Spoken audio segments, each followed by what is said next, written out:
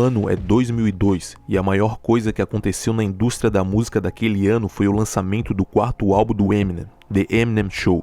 Hey yo, hey yo, hey yo, hey yo, hey yo, hey yo, hey yo, Raps. Eu sou Estilo Livre Biggs e antes de começar esse vídeo eu queria agradecer de coração os quase 10 mil inscritos. Espero bater os 10 mil até final desse mês e você pode me ajudar se inscrevendo no canal, deixando o seu like para o vídeo chegar para mais gente e clicar em hypar para o vídeo ter um alcance maior ainda. Além de comentar qual sua faixa favorita de The Eminem Show ou sugestões para os próximos vídeos. Siga o Ayo no Instagram e TikTok. Sem mais delongas, vamos pro vídeo.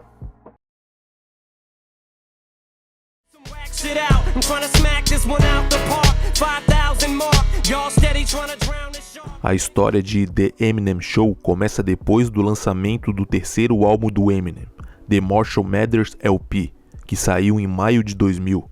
Esse disco foi um enorme sucesso, alcançando o topo da Billboard 200 e vendendo 1,78 milhões de cópias só na primeira semana. Naquele momento, Eminem estava no auge da carreira, mas sua vida acabaria virando de cabeça para baixo. Eminem acreditava que sua esposa, Kim, estava o traindo e perdeu o controle, supostamente agredindo o homem com quem ela o traiu com coronhadas. No dia anterior a esse caso, Eminem já tinha se envolvido em outra confusão, dessa vez por supostamente portar uma arma. Esse episódio envolveu um conhecido dele, que fazia parte de outro grupo de rap de Detroit, o Insane Clown Posse. Eminem acabou se declarando não contestante nessa acusação e recebeu 1 ano de liberdade condicional. Lá em 2001, os desentendimentos entre Eminem e o Insane Clown Posse teriam começado por causa de um panfleto. Violent J, do Insane Clown Posse, contou como tudo aconteceu. First time I met him in 1997 or maybe 1998, we walked into St. Andrews Hall and he came up to us with a flyer and he said, "What's up?" He came up to us and he had a kid with him or whatever and he was like, "What's up?" You know? And I was like, "What's up?" And he was like, "I'm Eminem." And he gave me a flyer, and it said Eminem record release party or some kind of party for his EP or something. You know what I mean? I don't know what it was. And then it said on the flyer, it said special guests in the house, and it said ICP, and then underneath it said maybe, and it said Esham, maybe. And then I looked at it and I had my name, and I said, "How you gonna put ICP on this fucking flyer when, you know what I'm saying, when you don't even know if we're gonna be there?" And then put maybe like that. And then he said, "Well, I'm asking you now, you know what I'm saying, you want to come show up?" And I was like, "Hell no, man, what the fuck?" And I was like, "Man, don't be putting our name on that shit." And I walked away. Foi a partir daí que começou a rivalidade entre o Eminem e o grupo, o que gerou várias provocações e diss tracks que duraram anos, até que o amigo próximo do Eminem, Proof, ajudou a encerrar a briga antes da sua morte trágica em 2006. No mês seguinte, Kim tentou tirar a própria vida após assistir a uma apresentação do Eminem em Michigan durante a turnê Up in Smoke Tour. Ela ficou muito abalada quando Eminem cantou a música Kim. I went with my sister and some friends and had asked him before we went to the show if he was going to perform that song, and he said no. He said no because I know that you're going to be there and I wouldn't do that to you. And I was there in the middle section on the main floor, and sure enough, he decided to do that song and not only perform the song, but use blow-up dolls to reenact like me being choked and just disrespectful things to the blow-up doll, and then threw the doll into the crowd. Like, for him to do that in front of thousands upon thousands of people, knowing that I'm out there and just watching everybody else sing the words and laughing and jumping around and like approval of I couldn't take it. I don't know. Apenas um mês depois desse episódio, Eminem entrou com um pedido de divórcio, após terem ficado casados por apenas 1 ano. Logo em seguida, Kim entrou com um processo de 10 milhões de dólares, buscando a guarda total e permanente da filha deles, a Hailey. Ela também processava Eminem, pedindo indenização por danos morais por difamação. No final de agosto de 2000, foi feito um acordo sobre esse processo. Depois disso, Kim e Eminem tentaram se reconciliar várias vezes, até que o divórcio foi finalizado, resultando em Eminem ficando com a guarda legal compartilhada da Hailey. Além de tudo isso, Eminem também ainda teve que lidar com outro processo, dessa vez movido pela própria mãe, que o acusava de difamação de caráter e de causar sofrimento emocional intencionalmente. Esse caso começou em 99, mas só seria resolvido em 2001. também não posso deixar de mencionar a imensa pressão que o Eminem estava enfrentando. Ele tinha acabado de lançar um álbum de enorme sucesso e começou a ter dificuldades com a fama que veio junto. Eminem estava sendo duramente criticado pela mídia por causa de suas músicas e do conteúdo delas. A situação chegou ao ponto dele se tornar tema de debate no Congresso dos Estados Unidos. Muitos membros do Congresso não gostavam do fato de Eminem estar ganhando todos aqueles prêmios, pois consideravam suas músicas pornográficas, misóginas e polêmicas. Mesmo com tudo isso acontecendo, Eminem ainda precisava encontrar tempo para se dedicar à música, e conseguiu. Em junho de 2001, ele lançou o álbum de estreia do seu grupo, o D12, Devil's Night. Esse disco alcançou o topo da Billboard 200, vendendo 372 mil cópias só na primeira semana.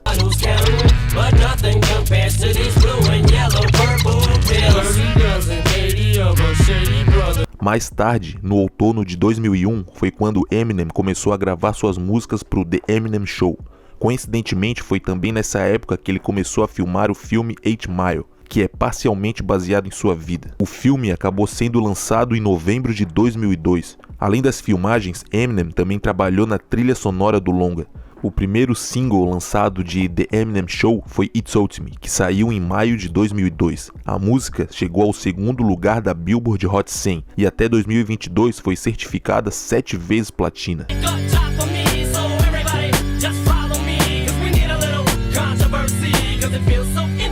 Originalmente, o lançamento estava previsto para 28 de maio de 2002, depois foi adiado para 4 de junho, até que o álbum foi vazado ilegalmente, o que foi um grande problema. Por causa disso, o álbum acabou sendo lançado 2 dias antes da data inicial, ou seja, dia 26 de maio ao invés do dia 28. Hoje em dia, nos Estados Unidos, os álbuns são lançados às sextas-feiras, mas em 2002 eles eram lançados às terças-feiras. Isso fez com que Eminem tivesse que lançar no domingo, perdendo 6 dias de venda. Mesmo assim, The Eminem Show chegou ao topo da Billboard 200, vendendo 285 mil cópias em apenas um dia. Na segunda semana, ou seja, uma semana completa, o álbum vendeu mais de 1,3 milhões de cópias. Até 2022, o álbum foi certificado 12 vezes platina, algo impressionante. O título do álbum tem um significado especial. Ele foi inspirado no filme de 98, The Truman Show, estrelado por Jim Carrey. No filme, o personagem de Jim Carrey, Truman Burbank, é um vendedor de seguros que não sabe que é protagonista de um reality show chamado The Truman Show, filmado e transmitido 24 horas por dia, através de cerca de 5 mil câmeras escondidas. Isso inspirou Eminem, porque ele sentia que sua vida era um circo e que estava sempre sendo observado. Well, let's see. For the past 2 years, I put out a fucking album. I got arrested. I got divorced. I got fucking arrested. I got out. I got off. The concept of the album is my life on blast. Like a show. Like my life is a show.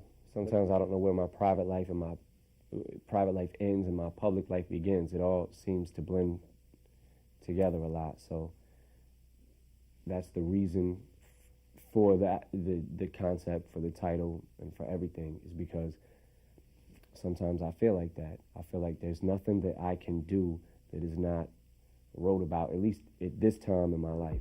Mas com o álbum sendo finalmente lançado, depois de anos turbulentos que Eminem passou, agora era hora dos fãs ouvirem o que Eminem tinha preparado para eles com The Eminem Show.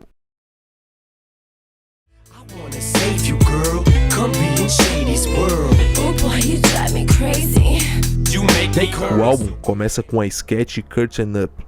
A cortina se abre, o palco ganha vida e Eminem entra em cena aplaudido pelo público. Ele dá umas batidas no microfone e o show começa de verdade. Isso já engata direto na faixa White America. Essa música é uma das mais intensas e politizadas do Eminem. Ele fala sobre várias questões pesadas ao longo da letra. Logo no primeiro verso, ele admite que nunca imaginou alcançar o nível da fama que conquistou. Também revela que não tinha ideia de que suas músicas e palavras teriam um impacto tão forte na sociedade. Em um trecho, ele lembra que o Congresso dos Estados Unidos chegou a discutir sobre ele, dizendo que ele era um problema. O foco da conversa era a forma como a indústria do entretenimento promovia artistas e rotulava músicas. Membros do subcomitê de telecomunicações da Câmara ficaram indignados com as letras do Eminem e com o que elas representavam. Uma das vozes mais críticas foi a da deputada republicana Barbara Cuban, que representava o estado de Wyoming. Ela se incomodou especialmente com a faixa Kill You, do The Marshall Mathers LP, por conta das letras explícitas. É sobre essa reação toda que Eminem está falando em White America. Naquela época, o rap já era alvo de polêmicas na mídia, mas tudo ganhou uma proporção absurda quando Eminem apareceu. De repente, o maior nome do rap era um cara branco com a cara da então América Branca, e isso chocou muita gente. O conteúdo das letras dele, vindo de alguém com esse perfil, causou um verdadeiro alvoroço. Nessa música, Eminem critica a hipocrisia. Enquanto o rap estava restrito a lugares como Harlem, ninguém se importava. Mas quando começou a chegar em cidades como Boston, aí todo mundo resolveu prestar atenção. No segundo verso, ele fala sobre como sua aparência impulsionou sua carreira. Ele admite que pintar o cabelo de louro, ser branco e ter olhos azuis ajudou muito a abrir portas na indústria. No final da música, ele ainda alfineta Lynne Cheney, esposa do então vice-presidente Dick Cheney. Ela havia feito declarações públicas contra Eminem no Congresso, por volta dos anos 2000. Ele também menciona Tipper Gore, que foi segunda-dama quando Al Gore era vice. Tipper Gore é famosa por ter cofundado a Parents Music Resource Center em 1985, organização que criou o selo Parental Advisory para alertar sobre os conteúdos explícitos nos álbuns. A faixa seguinte é Business. Quem assina a produção é ninguém menos que Dr. Dre, que também foi o produtor executivo do disco. Business acabou sendo o último single lançado em alguns países.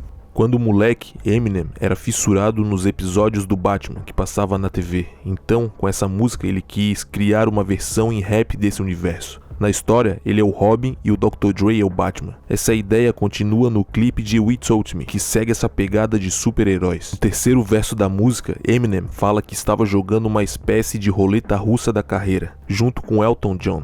Ele se refere à apresentação em que os dois fizeram no Grammy, em 2001. Naquela época, Eminem estava no meio de uma enorme polêmica por causa das letras que muitos consideravam ofensivas à comunidade LGBT. Elton John, que faz parte da comunidade, topou subir no palco com ele. Se aquela performance desse errado, poderia ter acabado com a reputação de ambos. Foi por isso que ele chamou aquilo de roleta russa da carreira. No final das contas, a apresentação foi um sucesso absoluto e marcou o início de uma amizade muito forte entre eles. Aliás, Elton John se tornou padrinho do Eminem nos Alcoólicos Anônimos e foi peça fundamental para ele conseguir ficar sóbrio todos esses anos.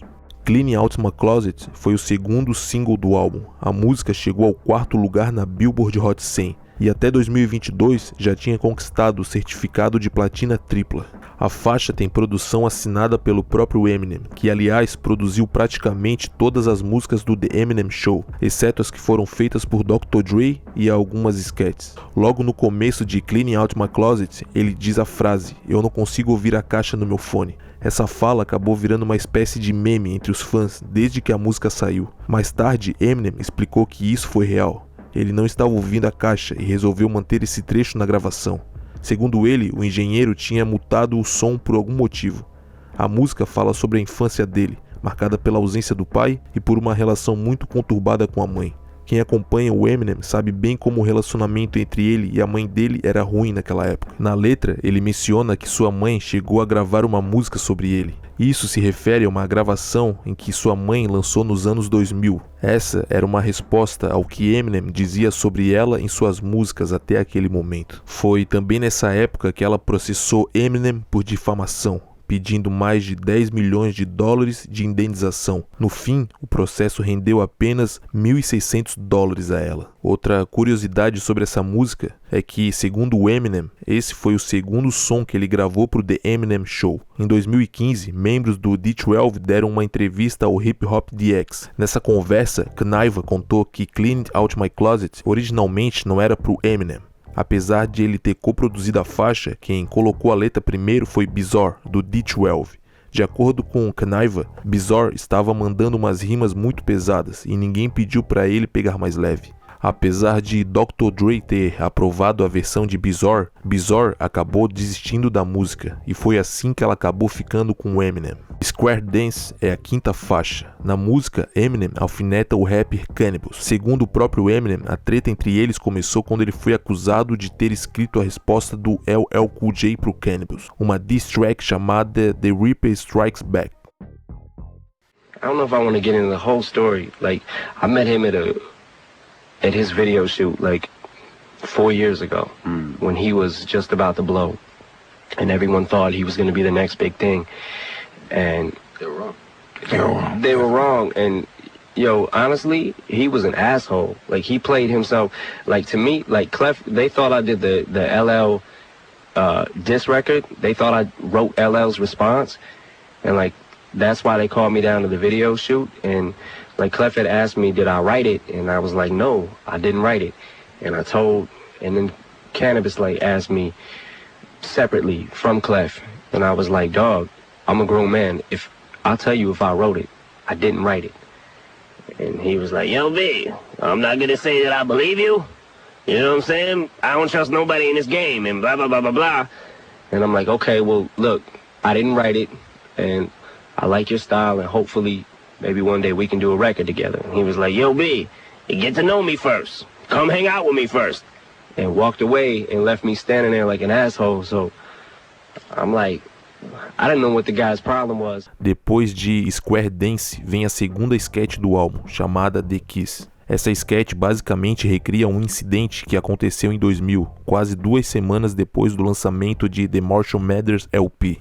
Segundo relatos, Eminem foi até a casa de um amigo após suspeitar que sua então esposa, Kim, estava traindo com outro homem.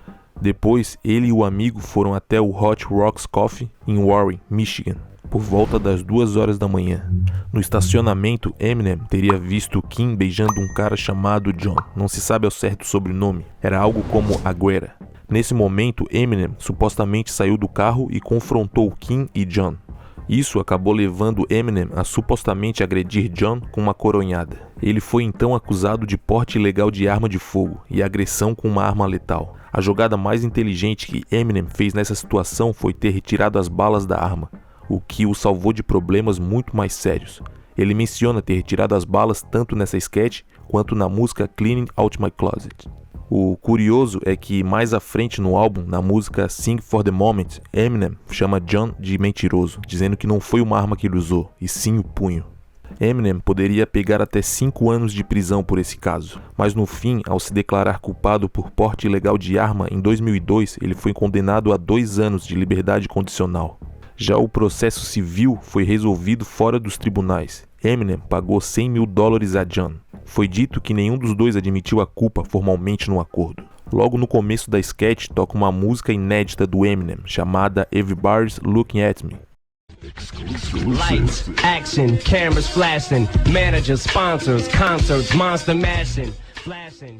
Esse trecho veio de um freestyle que Eminem fez com Proof no programa do Funk Master Flex em janeiro de 2002. Depois da sketch, a faixa Soldier começa a tocar, outra música pesada que aprofunda ainda mais os acontecimentos mostrados em The Kiss. Na sequência, vem Say Goodbye to Hollywood, que serve como uma conclusão dessa história, iniciada na sketch The Kiss e desenvolvida em Soldier. Say Goodbye to Hollywood mostra as consequências de toda aquela história. É quando Eminem percebe que precisava se afastar de Hollywood e dos holofotes, porque tudo aquilo estava pesando demais sobre ele. No primeiro verso, ele rima sobre como suas atitudes quase custaram sua liberdade. Ele tinha acabado de vender 2 milhões de discos, e aquele surto quase destruiu sua carreira. No terceiro verso, ele menciona que algumas pessoas acreditavam que o episódio com Kim e John tinham sido apenas uma jogada de marketing, já que aconteceu tão perto do lançamento do The Marshall Mathers LP. Mais adiante, na letra, ele fala que o nível da fama que alcançou foi muito maior do que ele imaginava ou queria. Ele teve dificuldade de lidar com isso, e tudo só piorava seus problemas. Say Goodbye to Hollywood é a 8ª faixa do álbum. Segundo Genius, a música Stimulate, que saiu no disco bônus na edição especial da trilha sonora de 8 Mile, originalmente ocuparia esse lugar no The Eminem Show. Uma prova disso é que em alguns vinis promocionais do álbum, A 8ª faixa é Stimulate. Essa música acabou sendo lançada como a 21ª faixa na edição expandida do The Eminem Show, que saiu em 2022 para comemorar os 20 anos do álbum. A 9ª faixa traz a primeira participação especial no álbum. É a faixa Drips, com o rapper de Detroit, Obi Trice. Na letra, Eminem e Obi Trice contam que ficaram com uma garota que trabalhava na lavanderia e ela acabou passando para eles a Drips, que é uma gíria para DST. A primeira metade do disco se encerra com a música We Told Me, que, como mencionei antes, foi o primeiro single do álbum. Foi o único single lançado antes do The Eminem Show. A mensagem da música é o Eminem dizendo aos fãs e aos críticos que o cenário musical fica entediante sem ele e sem as polêmicas que ele traz. Como era de se esperar, essa música gerou controvérsia porque Eminem alfinetou várias pessoas. Um dos alvos foi o músico Moby.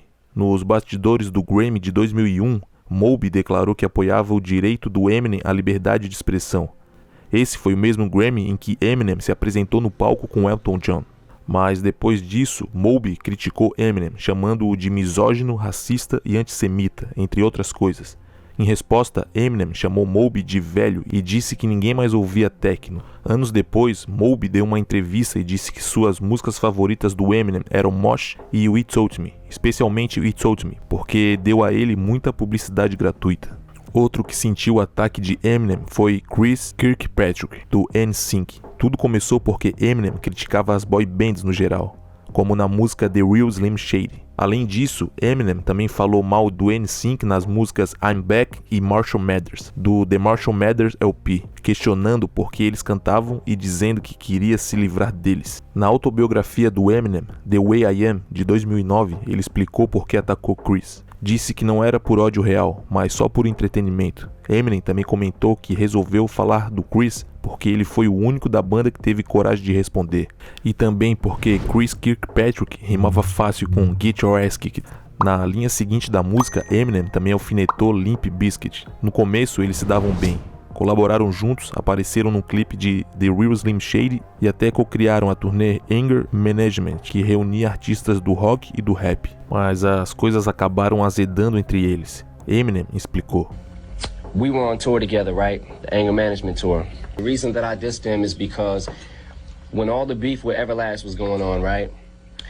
They wanted to jump in the middle of it. They wanted to jump in it with me and take my side, right? And they wanted to do a song with me because I did a song. Everlast did a song dissing me, then I dissed him back, then he dissed me back again. So I was gonna diss him back again one final time. So we set up the studio time. The day I get to the studio, that day, Fred pages us, yo, I got a toothache, so I don't think I'm gonna be able to make it today. And DJ Lethal says he doesn't know how he feels about doing the song because he's still cool with Everlast. So I'm thinking, alright, if he's still cool with Everlast, then why was he telling me he hates him?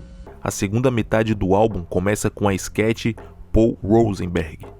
Paul Rosenberg é o empresário de longa data do Eminem, e ao longo dos anos ele apareceu em várias sketches nos álbuns do Eminem. Nessa sketch em particular, Paul reclama que Eminem está sendo irresponsável com armas mais uma vez, o que lhe pode causar problemas com a lei. Depois dessa sketch vem a faixa Sing for the Moment, que acabou sendo o 4º single do álbum. A música chegou ao 14º lugar na Billboard Hot 100 e até 2022 já conquistou certificado de platina dupla.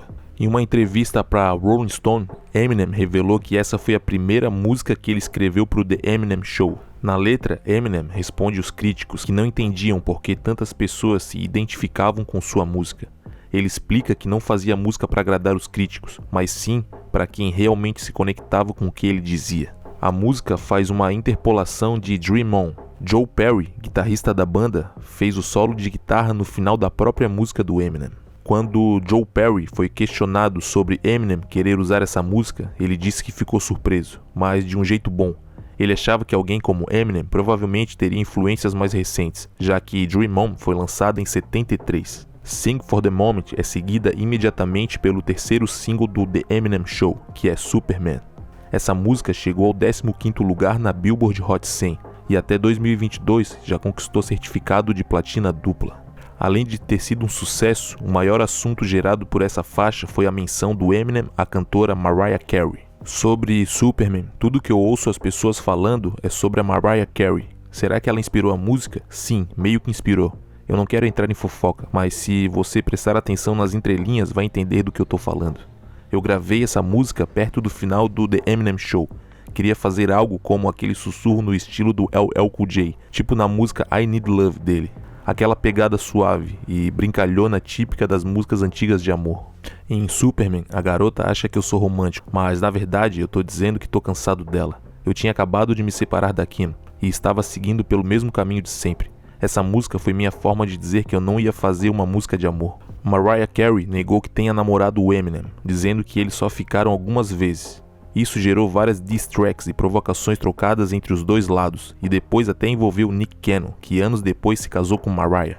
Superman conta com a participação de Gina Ray. Em uma entrevista em 2021, ela revelou que originalmente Mariah Carey fez os vocais para a música, mas aconteceu alguma coisa entre Eminem e Mariah que deixou Eminem chateado, e por isso ele disse o que disse sobre ela na música. A 14ª faixa do The Eminem Show é Hailey's Song, que é o nome da filha do Eminem. Na época do lançamento do álbum, ela tinha cerca de 5 anos. Em alguns momentos, Eminem sentia que não tinha mais motivos para viver, mas então olhava para Hailey e entendia que, afinal, tinha sim algo pelo que lutar. Essa música originalmente não foi feita para estar no álbum. Eminem escreveu ela só para Hailey, tentando criar uma faixa que pudesse tocar para ela quando crescesse. Ele mostrou a música para algumas pessoas que acabaram gostando e eventualmente Eminem mudou de ideia e decidiu lançá-la oficialmente. Houveram problemas com o sample original da música, que era de While My Guitar Gentle Weeps, dos Beatles, escrita por George Harrison, guitarrista principal da banda. Segundo Eminem, George ouviu a música e gostou, e tinha planejado permitir que Eminem usasse o sample. Porém, George Harrison faleceu em novembro de 2001. Depois da morte dele, a esposa de George assumiu o controle da obra e não permitiu que Eminem usasse o sample original. Depois dessa música vem a sketch Steve Berman. Steve Berman era presidente de marketing da Interscope Records. Essa foi a terceira vez que ele participou de uma sketch em um álbum relacionado ao Eminem. Ele já tinha aparecido em sketch no The Marshall Mathers LP e no álbum de estreia do D12, Devil's Night. Nessas sketches em que ele aparece, normalmente ele traz notícias ruins pro Eminem. Por isso, na sketch do The Eminem Show, logo que Steve começa a falar com o Eminem, ele leva um tiro do Eminem. Ao contrário do que o Steve pensava sobre o The Marshall Mathers LP, Steve realmente gostou de The Eminem Show. Isso nos leva para When the Music Stops, que conta com a participação do D12. Essa música fala sobre pessoas que levam o rap muito a sério e não conseguem separar a música da realidade. Afinal, é tudo entretenimento. Eminem acredita que essa é uma das melhores músicas que o D12 já fez. Say What You Say é a próxima faixa, com participação e produção do Dr. Dre. Nessa música, Eminem descarrega e alfineta várias pessoas, incluindo Jermaine Dupri. Essa treta surgiu porque Eminem acabou herdando o desentendimento do Dr. Dre com Jermaine. Tudo começou numa entrevista em que Jermaine deu à revista Double XL em 2001, quando foi perguntado quem era o melhor produtor da época. Jermaine respondeu que era ele mesmo, ninguém fazia o que ele fazia, nem Diddy, nem Timbaland, nem Dr. Dre. Por isso Timbaland também é citado na faixa. Eminem ainda criticou a revista The Source por não dar a seus projetos a cobiçada nota máxima de 5 microfones. Antes de assinar contrato, Eminem apareceu na coluna Unsigned Hype. Depois que ele estourou, a The Source deu 4 de 5 microfones pro Slim Shady LP, mas só 2 de 5 pro The Marshall Mathers LP. Isso fez Eminem falar o que falou na música. Essa briga acabou evoluindo para uma treta com Benzino, que na época era coproprietário da revista. Till I Collapse é a 18ª música do álbum e conta com a participação do lendário Nate Dogg. É uma música muito poderosa e motivacional. Apesar da popularidade, a faixa nunca foi lançada como single. Até 2022, a música já era certificada como 8 vezes platina. My Daddy's Gone Crazy é a última música do The Eminem Show e foi produzida pelo Dr. Dre. O título da música foi inspirado na filha do Eminem, Hailey. Segundo ele frequentemente levava a filha ao estúdio quando gravava. Um dia, ela estava brincando e correndo pelo estúdio, dizendo que o pai tinha enlouquecido, o que inspirou Eminem a criar a música e incluir a Hailey nela. Eminem recebeu algumas críticas por colocar sua filha em uma música com letras vulgares, mas ele se defendeu dizendo que quando ela crescesse, ela ouviria coisas muito piores. Isso nos leva à última sketch do álbum, Curtains Close, que traz o personagem Ken Kaniff. Ele apareceu pela primeira vez no The Slim Shady LP. quando era dublado por um homem chamado Aristóteles. Depois que Eminem teve uma briga com Aristóteles, ele mesmo passou a dublar o personagem a partir de The Marshall Mathers LP. Nessa sketch, o personagem chega no microfone e canta uma versão alternativa de We Told Me, do Eminem. Agradeço por você ter ficado até o final desse vídeo. Deixa o like, inscreva-se no canal, comenta aí qual sua faixa favorita de The Eminem Show. Você também pode comentar sugestões de álbuns para eu falar aqui no canal. E no mais é isso. Até o próximo Ayo!